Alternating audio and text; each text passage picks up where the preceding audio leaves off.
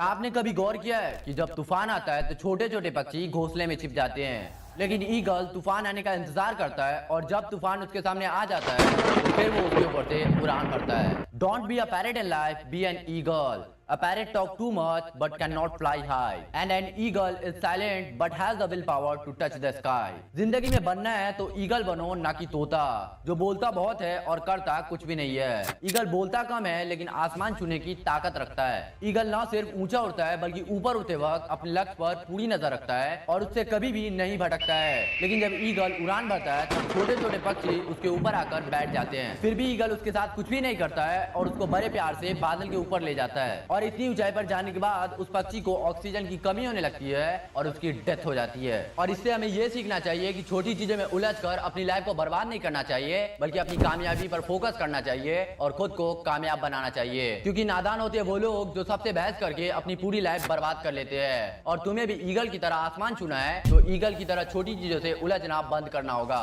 और ईगल जैसी mentality develop करना होगा, तभी तुम कामयाब हो सकते हो। और आज की इस वीडियो में मैं ईगल की 5 ऐसी मेंटालिटी पर बात करने वाला हूँ जो तुम्हारी पूरी लाइफ बदल देगा। और ये वीडियो स्पेशली उन लोगों के लिए है जो असफलता से परेशान हो चुके हैं। ये वीडियो सिर्फ आपकी लाइफ नहीं बल्कि आपके सोचने का तरीका भी बदल देगी, जिसे आप अपनी लाइफ में कभी नहीं हारोगे और अपने लक्ष्य को आसानी से अचीव कर लोगे।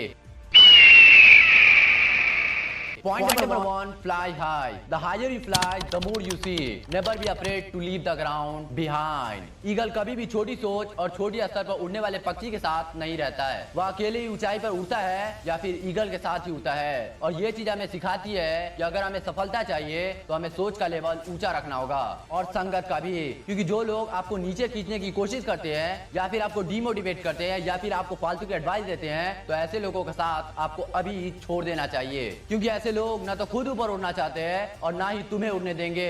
इसलिए तुम्हें इन लोगों से हटकर अलग सोचना होगा और अपनी सोच और अपने लक्ष्य को बड़ा करना होगा। फिर अपनी मेंटालिटी को बदलना होगा और नेगेटिव सोच, नेगेटिव लोग से दूर रहना होगा।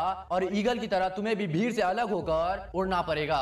और यही चीज तुम्हें दुनिया से अलग और कामयाब बनाती है। और ऐसी मेंटालिटी थी मास्टरमाइंड धोनी की। जिस दौर में लोग टीसी की जॉब के लिए मर रहे थे, उस वक्त धोनी ने भीड़ का साथ छोड़कर अपना डिसीजन लिया और उसने टीसी की जॉब को छोड़ दी। लोग उसे बहुत समझाया कि तू जॉब मत छोड़, फिर भी वो अपने डिसीजन पर खड़ा रहा और उसे सही साबित भी किया।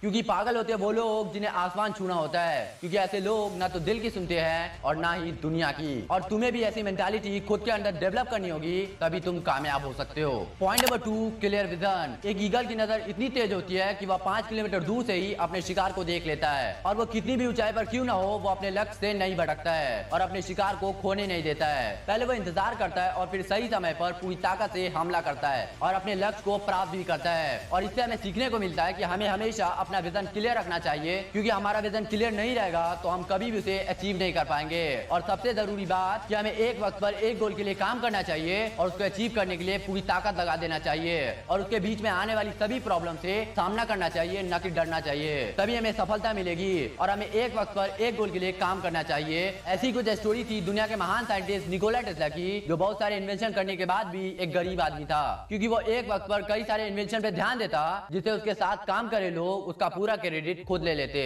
और निकोला टेस्ला को उसका कोई भी फायदा नहीं मिलता। और यही वजह से निकोला टेस्ला कभी अमीर नहीं बन पाए। तो इसलिए एक वक्त पर एक गोल के लिए पूरे लगन के साथ मेहनत करनी चाहिए।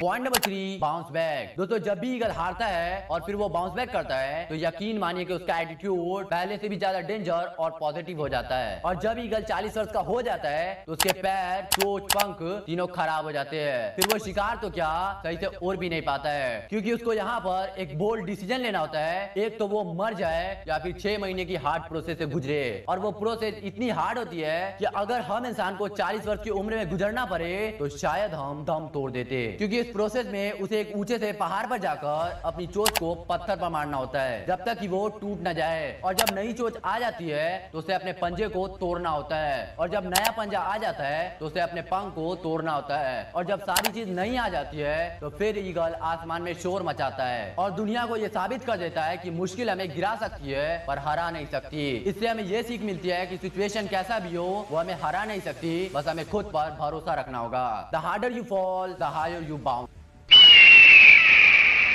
Point number 4, comfort zone. Great things never come from comfort zone. Eagle कभी भी अपने घोंसले में सॉफ्ट घास को नहीं रखता है और वो हर उस चीज को अपने घोंसले से निकालता रहता है जो सॉफ्ट हो जाता है, और वो ऐसा इसलिए करता है ताकि इसका ध्यान चढ़ा रहे शिकार करने पर, और उसके बच्चे भी आराम करने के बजाय कुछ ना कुछ एक्टिविटी करते रहे और वो आलसी न बने और वो लगातार घोंसला छोड़ने के बारे में सोचते रहे और कंफर्ट जोन से बाहर आ सके। इसलिए वो अपने घोंसले में सॉफ्ट घास को नहीं रखता है। और दूसरी ओर हम इंसान जो हर वो काम को करते हैं जिससे हमें कंफर्ट जोन मिले, हम अपने गोल को अचीव करना चाहते हैं, लेकिन हम अपने कंफर्ट जोन को छोड़ना नहीं चाहते। लेकिन ईगल से हमें ये सीखना चाहिए कि अगर हमें कामयाबी चाहिए तो हमें अपने कंफर्ट जोन को छोड़ देना चाहिए और हर दिन खुद को बेहतर बनाने का प्रयास करना चाहिए, क्योंकि हम कंफर्ट जोन में रहकर कामयाब नहीं हो सकते।